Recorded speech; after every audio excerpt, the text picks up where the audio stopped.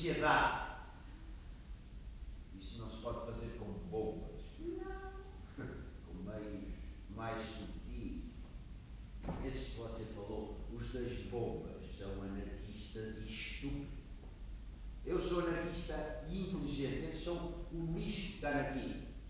Escravo da grande doutrina libertária. Olha lá, aqui agora é trabalhada. Diga-me, por favor, o que é que você entende por anarquismo? Por anarquismo, eu entendo aquela doutrina social extrema que proclama que não devem existir entre os homens outras diferenças senão as naturais. A abolição de todas as castas, da aristocracia, do dinheiro, do Estado, da família, do casamento. Não era isso que você entendia por anarquismo? É, isso mesmo. Agora que não percebo nada. Mas você tem um empenho em perceber. Todo inteiro. Há algum tempo a dizer, mas você convence. Eu tenho muito tempo. Até que a morte nos separe.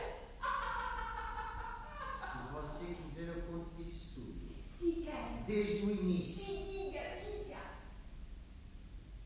Nasci no que em linguagem burguesa se chama Gente humilde. gente humilde. Isto é, gente pobre, da classe trabalhadora. Quando se é pobre, mas com um traço burguês, diz-se boa gente. Honesto.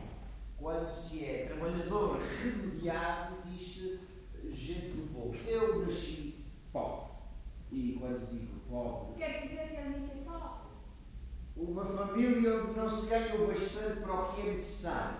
Ou pode ser necessário, como por exemplo, remédios. Quando se ganha o bastante para isso, para os remédios, é isso que eu chamo remediado. É um psicológico, não, mas não é vulgar. Pois não, mas nasci pobre. Entre pai, mãe, filhos, a mulher, filho de um deles, éramos 11 em casa. Só 5 de nós trabalhavam. Meu pai, eu, 2 irmãos, os outros eram pequenos. E a minha cunhada. Estou a falar, é claro, da época em que comecei a tornar-me anarquista. Como só 5 de nós trabalhavam, nenhum a ganhar mais que o suficiente para se sustentar só si, pode você imaginar como se vivia, como se comia, como se vestia daquela família. Foi pobre. Mas conte-nos, como é que iniciou? Trabalhei, vivi uma vida apertada. Não se pode dizer que absolutamente passasse fome, mas andei lá. De resto, podia tê-la passado. Isso não alterava nada do que foi a minha vida, nem do que ela é. Foi um trabalhador, isso. Trabalhei, era obrigado, como toda a gente. Eu era inteligente. Sempre que podia, lia, discutia. Tinha uma sensibilidade que me levou a uma insatisfação, a uma revolta contra o meu destino, contra a vida, Também contra a vida. contra as condições que a tornavam assim e principalmente contra os únicos, os verdadeiros culpados da desigualdade entre os homens. Que eram?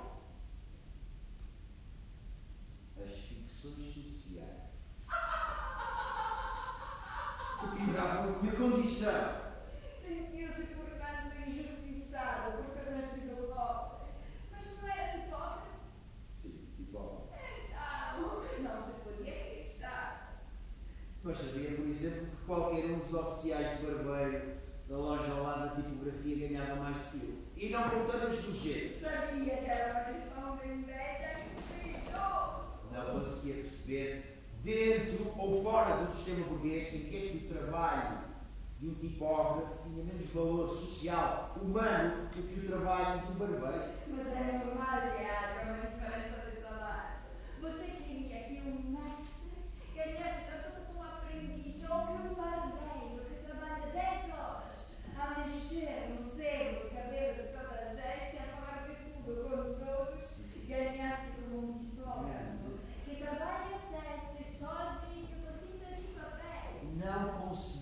perceber porque é que em boa justiça eu, tipógrafo, ganhava mais porque ganhava que um cavador de enxada. Queixava-se de ganhar vários. Bem, sei que isso economicamente é facilmente explicável, mas era um economicamente como revoltado. Uma economia que produz um tal efeito é para mim, continua a ser, será sempre uma tirania, uma injustiça. Que você é muito inteligente, eu já estou convencida. Porque nem sempre os operários vê esse aspecto da questão. Bem, sei. Nem sempre leva um instinto de observação até esse ponto. Mas levei-o eu. E eis que milhões e milhões de seres humanos nunca refletiram sobre a sua espécie. Na maioria das vezes, nada mais conhecem do que a família, a etnia, raramente a nação e ainda mais raramente a humanidade.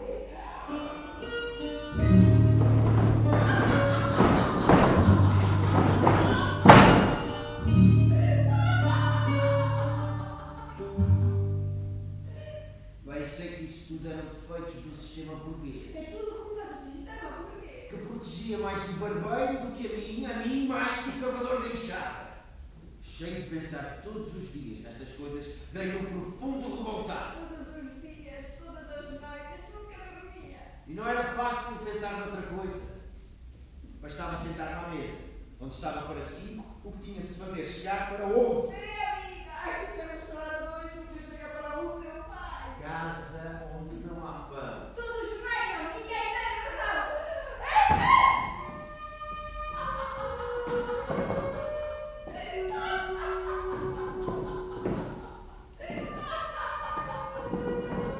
Portanto, sentiu-se revoltado, quis perceber a sua revolta, tornou-se um anarquista. Anarquista consciente. Consciente!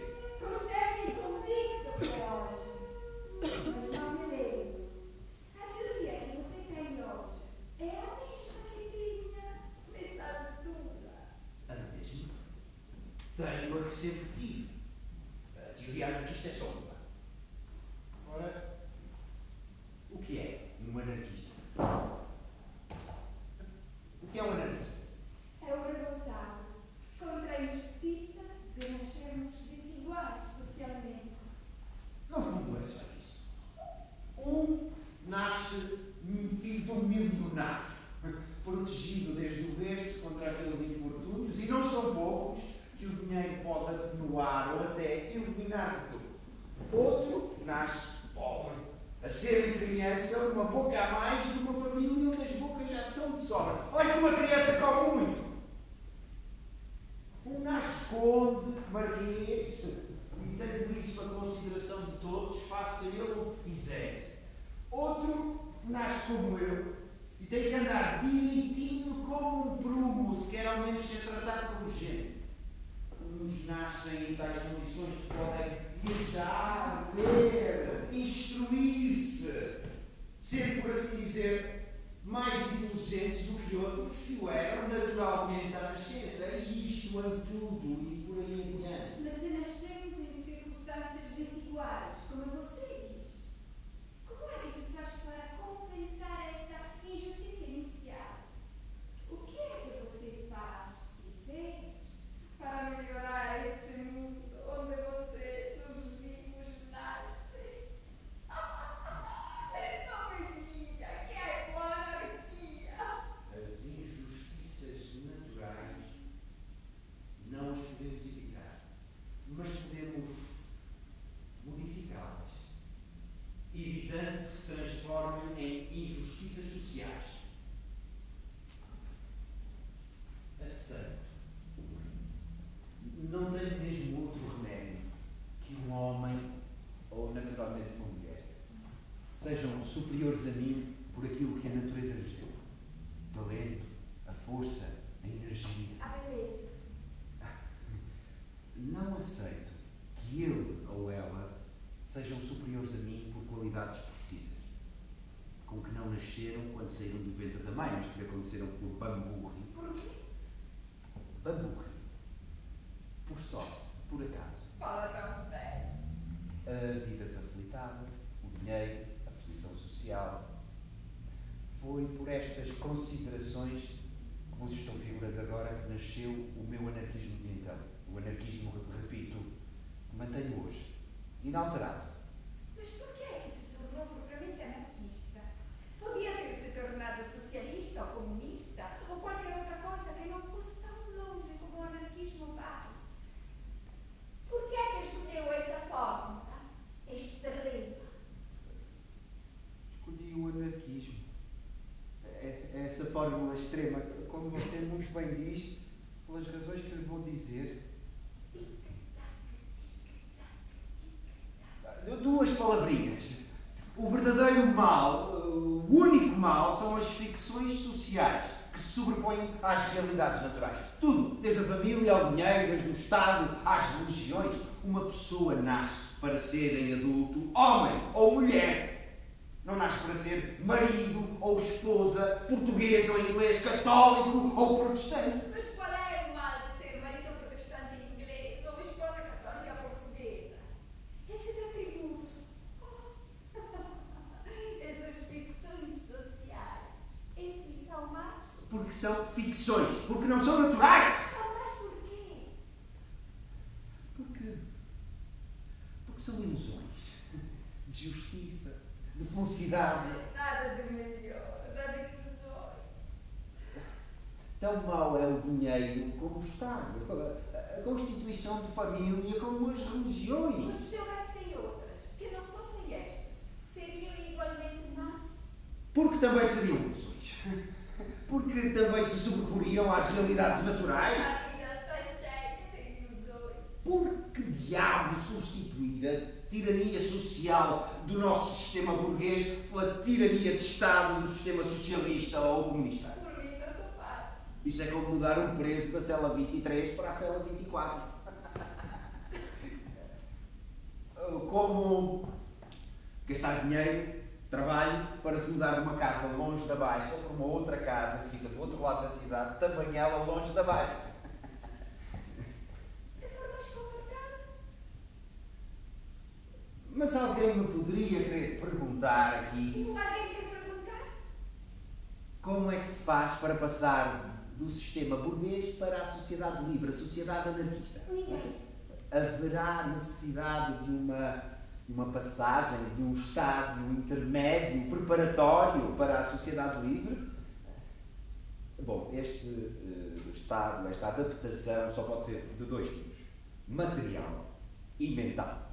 No caso da material, é impossível.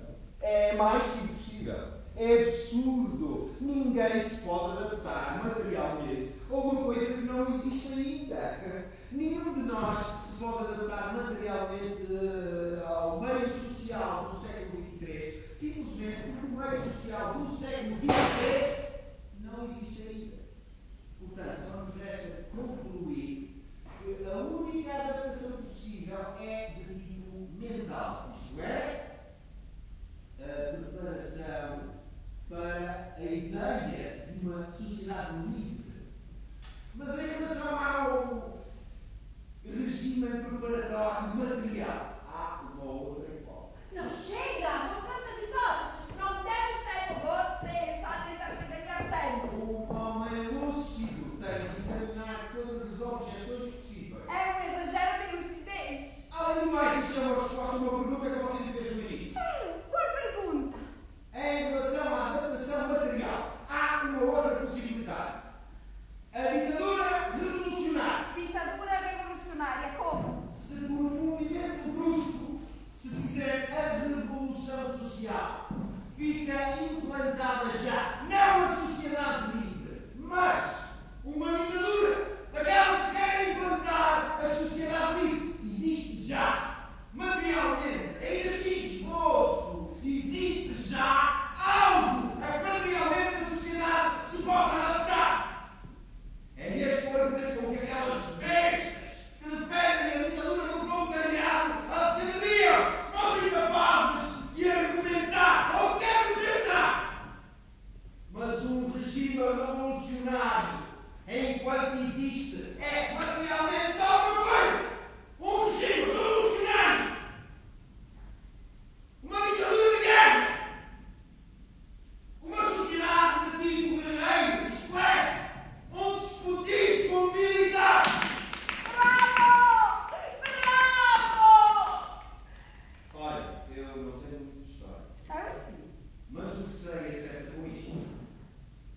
saiu das agitações políticas da antiga Roma. O Império Romano.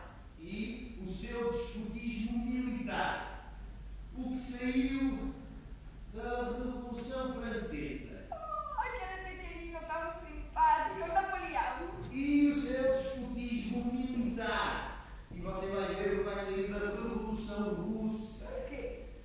Qualquer coisa que vai atrasar em dezenas de anos a realização da sociedade livre. Mauzinho. Também quero disparar os russos. Povo de analfabetos místicos. Por que os portugueses são diferentes?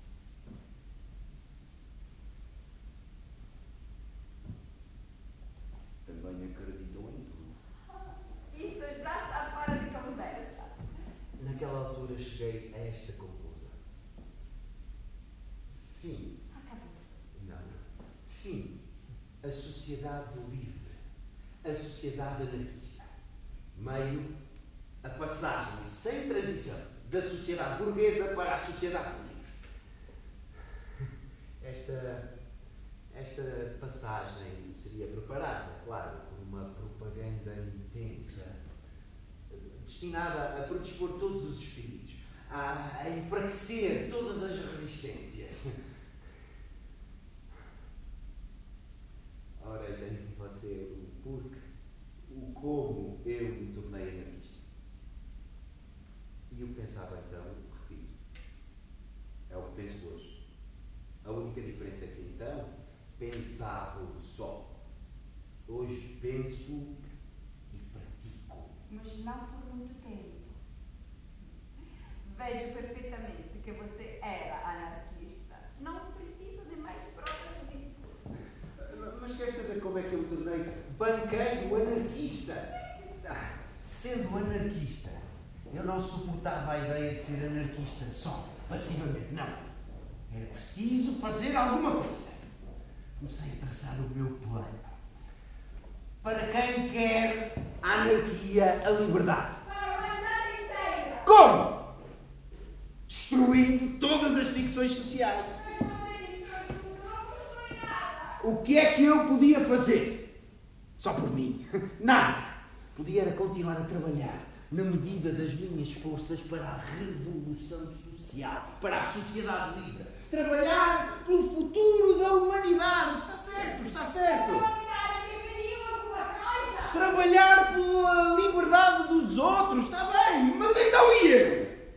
Eu não sou ninguém. Agora não. Se eu fosse cristão, trabalharia alegremente pelo futuro da humanidade, porque lá teria a minha compensação quando chegasse ao céu. Se você fosse cristão, não era anarquista. Exatamente! Pensava, mas por que raio eu me estou a sacrificar no meio disto tudo? Mãe, por que é que eu me sacrifico? Pela família. Sou materialista. Só tenho esta vida. Quem não acredita na vida depois da morte? Quem só admite lei da natureza? Quem se opõe ao Estado porque ele não é natural? Ao casamento porque ele não é natural? Ao dinheiro porque ele não é natural? Porque cargas de água? É que defende o sacrifício pelos outros e o altruísmo. Quando o sacrifício e o altruísmo também não são naturais. Sim! A mesma lógica que me diz que o homem não nasceu para ser católico ou protestante, português ou inglês, rico ou pobre, também me diz que ele não nasceu para ser solidário.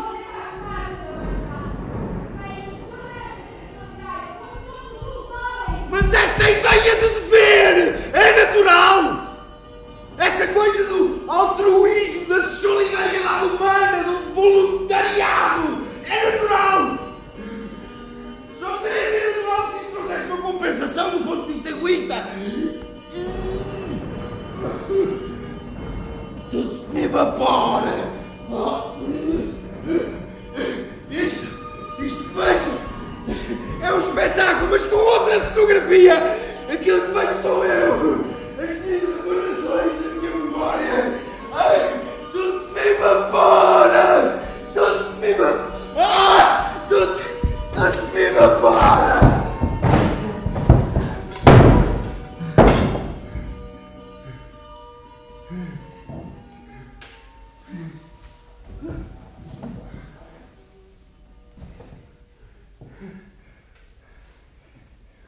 Confesso que vivi na altura momentos de descrédito.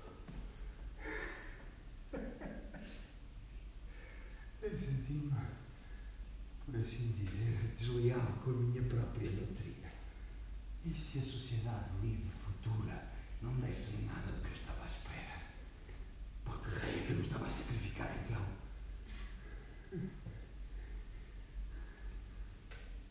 Na altura saí do apuro com uma ou duas frases ocas. Eu fazia o meu dever para com o futuro fizesse o seu dever para comigo. Os meus camaradas concordaram todos. Era preciso ir em frente, continuar a trabalhar pela revolução social. Quer o futuro nos justificasse, quer não.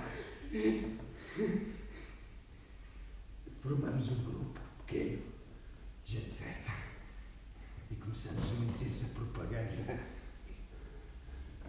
Mas passados alguns meses comecei a notar numa outra complicação.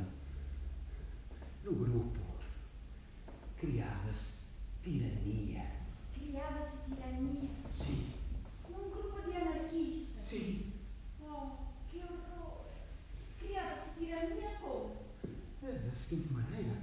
Uns mandavam nos outros e levavam-nos para onde queriam. Oh, que desilusão! Isto não acontecia só nas questões de propaganda, não, em tudo.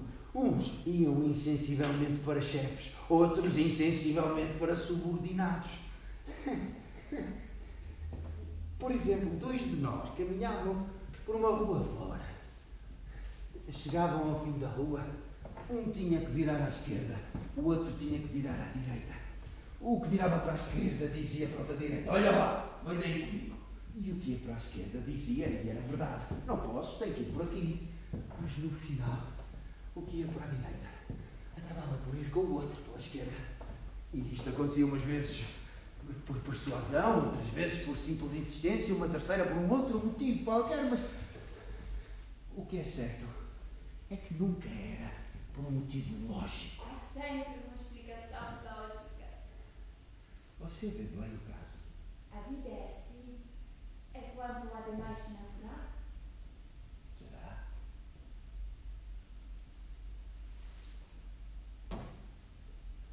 Mas repare que era um grupo pequeno. Um grupo sem importância nem influência. Embora nós acreditássemos que tínhamos importância, que tínhamos influência, era um grupo a quem não estava confiada a resolução de uma questão grave para o futuro da nação. Repare, um grupo pequeno, de gente sincera, garanto-lhe que eram sinceros, criados expressamente para lutar pela liberdade, ao fim de alguns meses tinha conseguido só uma coisa: a criação de tirania entre eles. Uma tirania nova, exercida por nós, os oprimidos, uns contra os outros, e com alguns pontos secundários também muito curiosos. Por exemplo, a tirania do auxílio. A tirania do auxílio quer dizer isto: alguns de nós preferiam ajudar os outros em tudo o que podiam. Ajudar alguém é tomar esse alguém por incapaz. Se esse alguém não é incapaz, é ou supô-lo tal ou fazê-lo tal. Exagero. Isto é, no primeiro caso, tirania. No segundo, desprezo. Como saiu do problema? Um dia, como acontece sempre nestas coisas, dei com a solução. Foi o grande dia das minhas teorias anarquistas. O dia em que, por assim dizer, descobri a técnica do anarquismo. No estado social atual, não é possível a um grupo de homens, por bem intencionados que eles estejam, trabalharem juntos pela causa da liberdade, sem que espontaneamente se criem entre eles tirania. A solução é muito simples: trabalharmos todos pelo mesmo fim, mas separados, invisíveis. E foi expor essa ótima ideia aos seus camaradas? A única. Veja lá que eu estava tão convencido de mim que esperava que eles concordassem. Não concordaram, é claro. Repontaram todos. Uns mais, outros menos. Não era assim, não podia ser. Mas ninguém sabia dizer como é que era, como é que havia de ser. Então aquilo vi com rocha, com que covardões andava metido. Tinham nascido para escravos. Queriam a liberdade desde que fossem outros que lhe arranjassem. Os grandes lacaios. E você zangou-se? Quase peguei com 2 ou 3 vezes.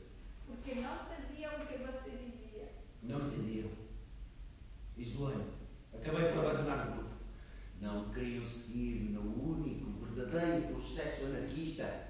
Seguiria eu por ele. O verdadeiro era o seu. Bastava o meu ideal. Ora bom, como é que se faz para fazer guerra às ficções sociais sozinho? Antes de mais, como é que se faz guerra? De uma de 2 maneiras. Matando ou aprisionando. Matar as ficções sociais não podia fazer. Só a grande revolução social podia fazer. São sempre os outros que devem fazer as coisas. O máximo que eu podia fazer era matar 1 ou 2 ou uma dúzia de representantes da tirania das ficções sociais. Negativo. Está sempre a falar da morte. Mas as ficções sociais ficariam afetadas com isso? Não. Matava 12 capitalistas, mas não era como um soldado que mata 12 soldados do exército contrário, não, era como um soldado que mata 12 civis do exército, da nação do exército oposto. É matar inutilmente. Não se elimina combatente nenhum. Portanto, só me restava aprisionar, submeter as ficções sociais. Foi o que eu fiz. Como? Antes de mais, era preciso determinar qual era a primeira, a principal, a mais importante. E qual é? Na nossa época, pelo menos, é o dinheiro. Como aprisionar, como subjugar o dinheiro, ou melhor, a força, a tirania, o poder do dinheiro. Andar no viver como um animal. Beber água das fontes. Isso não é combater, isso é fugir. Só havia uma maneira para subjugar o dinheiro. Adquiri-lo. Adquiri-lo em quantidade bastante para não lhe sentir a influência. E enquanto maior quantidade eu adquirisse, tanto mais livre estaria da sua influência. Foi quando descobri isto, claramente, que entrei na minha fase atual, comercial, bancária, do meu anarquismo, vinha. Poderia agora contar como é que foi, como é que tem sido a minha vida comercial, bancária. Poderia ser interessante, mas já está fora do assunto. Trabalhei, lutei, ganhei dinheiro. Com mentira. Trabalhei mais, lutei mais, ganhei mais dinheiro. Provado. Ganhei muito dinheiro, finalmente.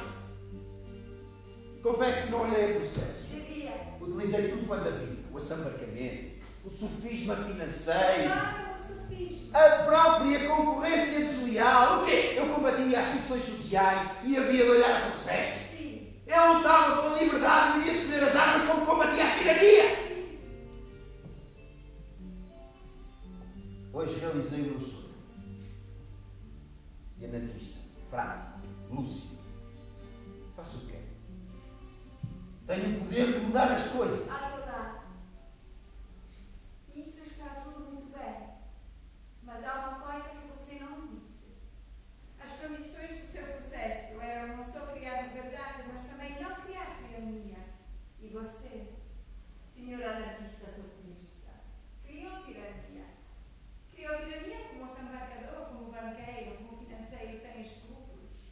Criou tirania de ser odiado por muitos, até ficar sozinho. Depois de ter destruído a vida de tanta gente, criou tanta tirania como qualquer outro representante das ficções sociais que você diz que combate. Não, minha amiga. Eu só queria liberdade. Libertei um. Libertei-me a mim. É que o meu processo, que é o único verdadeiro processo anarquista, não me permitiu libertar mais. O que eu pude libertar, libertei. Mas olha que por esse argumento a gente quase levava a crer que nenhum representante das ficções sociais exerce a tirania. Não exerce. das ficções sociais, não das pessoas que a exercem. Esses são, por assim dizer, os meios de que as ficções se servem para tiranizar. Como a faca é o meio de que se pode servir o assassino. Você não julga certamente que abolindo as facas, abole os assassinos. Olha, experimente você eliminar, destruir todos os capitalistas do mundo, sem destruir o capital. No dia a seguir, o capital, já nas mãos de outros, continuará por esse meio a sua tirania, o seu caminho. Experimente não destruir os capitalistas, mas destruir o capital. Quantos capitalistas ficam? Vê. Mas o verdadeiro anarquista quer a liberdade não só para si, mas também para os outros. Parece-me que quer a liberdade para a humanidade inteira. Certamente, mas eu libertei-me a mim. Porque é que os outros, os meus camaradas, não fizeram o mesmo? Eu não os impedi. Se os tivesse impedido, isso é que seria um crime, mas eu nem sequer lhes ocultei o verdadeiro processo anarquista. Mal descobri, comuniquei logo. O que eu pude libertar, libertei. O que mais poderiam fazer? Auxiliá-los. Também não podia ser.